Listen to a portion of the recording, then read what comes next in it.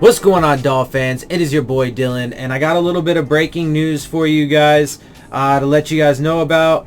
The Dolphins have, according to a couple sources, including themselves, the Dolphins have waived running back Delance Turner, and as per Barry Jackson and Cameron Wolfe, that leaves the Dolphins with Jordan Howard, Matt Breida, Kalen Ballage, Patrick Laird, Myles Gaskin, and Chandler Cox as fullback.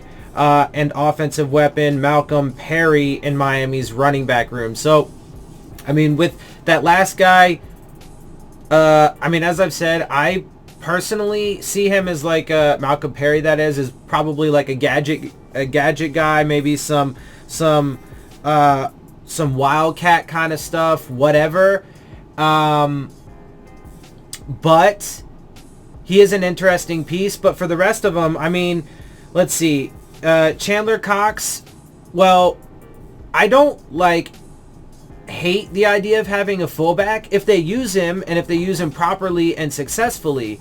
The couple times that they did use him last year, he did some good things, but he spent the vast majority of the season either, inactive or just not used for whatever fucking reason.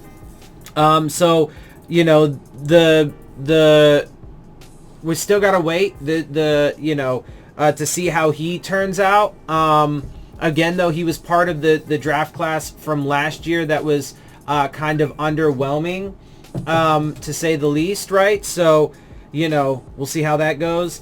But I personally have some intrigue there. Myles Gaskin, to me, he's kind of whatever. I mean, he had some intrigue from his college tape and stuff like that. But, he spent a good portion of the season on the inactives list or hurt, ended up on IR. Kalen Ballage, I think he's very specific. And with, Jordan Howard slated to be ahead of him, I'm not sure he's going to have a spot on this roster throughout. Patrick Laird is the best out of all of those guys, minus Breida and Howard. Like all of the guys from last year that they had, for sure. And, I definitely think there's some good upside with him. And I did like the Matt Breida thing. The Jordan Howard acquisition was kind of like, eh. I liked the Matt Breida trade. The Jordan Howard acquisition was kind of whatever. So it'll be interesting to see how this running back room turns out. But let's note, though, that Delance Turner was another one of those guys that they evaluated, scouted, and brought in the middle of last season that they are now saying, yep, we misevaluated, and he's not going to be part of our future. So, that list of failed evaluations for the Dolphins continues to grow longer and longer and longer. And frankly, if we're being honest, there's almost nobody that's actually on the success story list, right? Because even guys like, let's say, to be as fair as you can say guys like Vince Beagle, or whatever, some carryovers from last season, but it's still way too early to make a judgment on them. To be fair, even the draft class from last year, still too early to make a judgment on them concretely, but what we've seen so far from them has been underwhelming, to say the least. But then you have guys like, Xavier Howard, who you can count on. So obviously he for sure is on the for sure list. Well, but even he comes with some concerns, right? His knee injuries, the off the field issues, because that's not totally over. He might end up having to miss some games due to suspension. We don't know yet. The NFL hasn't said anything. So the missed evaluations. Although also, to be fair, Xavier Howard was here before this regime came in. And even some of the key guys like Mike Gesicki, right? That was or Devon Godshaw. Those were pre-Flores and Greer. Well, not Greer. He did have a hand in picking those guys because he obviously was part of the last regime. But he's, he's not a Flores guy. He predated Flores.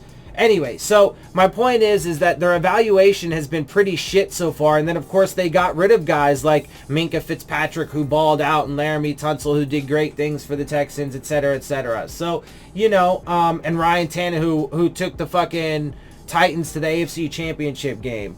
So, to me, their player evaluation to this point has been shit. Hopefully they can prove me wrong. But this does add another guy to that list of, you know, that long and growing list of players that they misevaluated. And so that's part of the reason why I don't have confidence in this organization to get it right. And part of the reason why I don't really have a lot of confidence in the current draft class, the second draft class that they have under their belt. I feel a few of those guys were reaches. I feel they misprioritized and took guys that they didn't need to take when they had best, you know, like, again, Noah Igbenogene. They said he was their best player on their board, but to me, that's impossible, because when I make my big board, it's a mix of best player available overall from the big board, but team positional need is a massive factor in that. So again, I would have taken the top safety over him at that position, but they chose the cornerback, and apparently he's going to be a slot corner.